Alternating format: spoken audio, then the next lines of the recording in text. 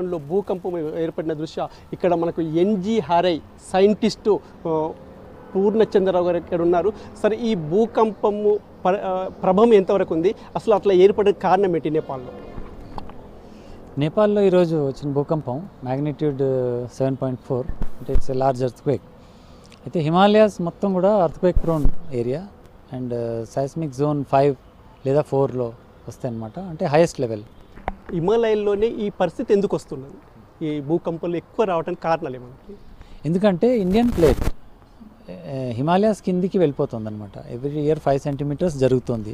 So all over Himalayas there is a stress buildup. ఈ stress release అవడాన్నే earthquake అంటాం మనం. గతంలో కూడా మనకి మోర్ దాన్ 8 మ్యాగ్నిట్యూడ్ ఎర్త్క్వేక్స్, కనీసం 3-4 ఎర్త్క్వేక్స్ గతంలో మనం చూసాము. అండ్ ఈవెన్ నేపాల్లోనే 1934లో the largest earthquake we have seen of 8 magnitude. అండ్ ఇప్పుడు ఈరోజుది 7.4, అంటే దానికంటే చిన్నదే. కానీ we have seen destructive earthquakes in Nepal. ఇంతకుముందు వచ్చిన ఎర్త్క్వేక్ బీహార్ బార్డర్లో ఉండడం వల్ల మనకి బీహార్లో కూడా చాలా నష్టం జరిగిందనమాట. సో క్లుప్తంగా చెప్పాలంటే హిమాలయన్ బెల్ట్ మొత్తం కూడా it's a seismic zone. And earthquakes ఇంత ముందు కూడా వచ్చినాయి, ముందు కూడా వస్తాయి, అందులో ఏం సందేహం లేదు. అంటే ఈ భూకంపం ఏదైతే నేపాల్లో భూకంపం ఏర్పడుతుందో దాని ప్రభావం ఉత్తర భారతంలో ఎలా ఉండబోతుంది? యాక్చువల్లీ భూకంపం వచ్చిన కేంద్రం దాన్ని ఎపిసెంటర్ అంటాం.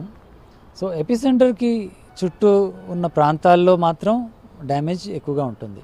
అంటే ఫ్యూచర్లో తెలంగాణ కానీ ఏపీలో కానీ ఈ భూకంపం ప్రభావం ఉండే అవకాశాలు ఉన్నాయా?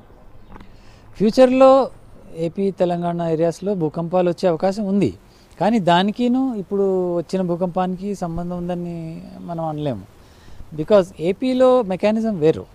ఇప్పుడు these are called intraplate earthquakes. అంటే ఏంటంటే విదిన్ ద కాంటినెంట్ ఏదైతే స్ట్రెస్ ఏర్పడుతుందో ఈ స్ట్రెస్ కొన్ని పగుళ్ళ ద్వారా రిలీజ్ అవుతుందన్నమాట.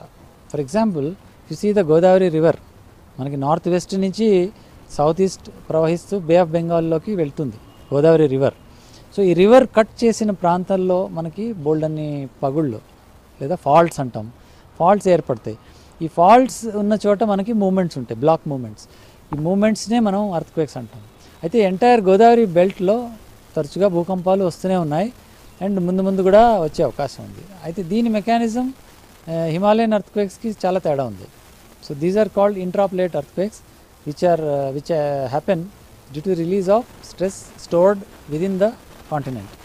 ఫర్ ఎగ్జాంపుల్ మనం maximum up to 6 magnitude we can expect. And గతంలో కూడా లైక్ 1969 భద్రాచలంలో it was about 5.7 magnitude earthquake we have seen. అలాగే ఒంగోల్లో 1967లో వచ్చింది అబౌట్ 5.4. సో ఈ విధంగా మనం విదిన్ 6 ఎక్స్పెక్ట్ చేయొచ్చు. They are not very big earthquakes. And so AP Telangana are one of the safest areas in this country. ఏదైతే నేపాల్లో ఏర్పడిన భూకంపం వల్ల ఆంధ్రప్రదేశ్ తెలంగాణ ప్రాంత ప్రజలకు కానీ భారతదేశంలో అక్కడెక్కడ చిన్న ఇన్సిడెంట్స్ జరుగుతాయి తప్ప పెద్ద ప్రభావం ఉండదని, అయితే ఆంధ్రప్రదేశ్ తెలంగాణలో భూకంపం ఏర్పడే అవకాశాలు కూడా ఉన్నప్పటికీ ఈ నేపాల్ తోటి దీనికి సంబంధం లేదని అంటున్నారు మన సైంటిస్టు పూర్ణచంద్రరావు గారు.